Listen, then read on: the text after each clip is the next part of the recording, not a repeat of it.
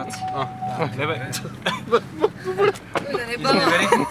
Само тук сте оставили място и очаквате да се качи отзад, нали? Поздравления за продукцията. Току-що излизам от кинозалата. Направили сте филм Бижу. Ич, хубаво.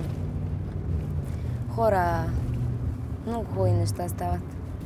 Идваме в Мол България, защото в това кино за първи път гледахме филма заедно с Санди. В това кино, същото това кино, за първи път изгледа филма Величка Маркова, Лита, съпругата на господин Аспарухов.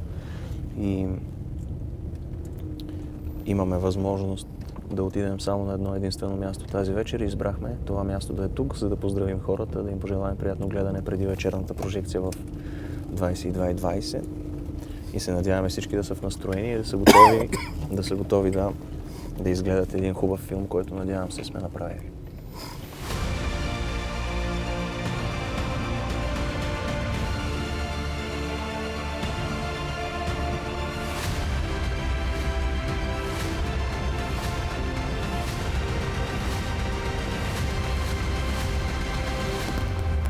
Здравейте! Добър вечер! Удобно ли е?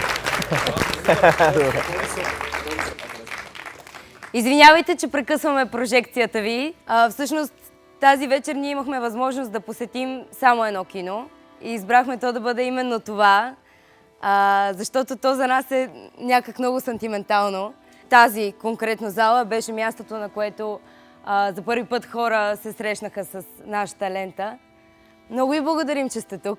Аз имам една специална молба към вас. Финалните надписи на филма траят горе-долу около 8 минути. И ви моля да останете и да ги изгледате, защото там са упоменати имената на всички около 500 човека, които работиха с цялото си сърце и отдаденост за тази лента.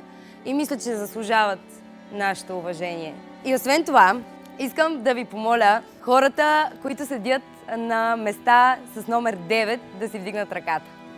Ние сме подготвили един малък жест към вас, който може да получите след филма на касите.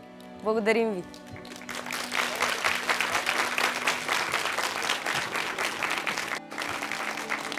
Вашето присъствие тук е изключително важно за нас. Вие сте едни от първите хора, които ще се сблъскат с кинолентата, която е създадена с много грижа и с много любов. Ние вярваме, че вие сте нашия път към това, нашия труд да стигне до повече хора.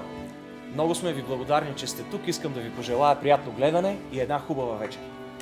Приятно гледане!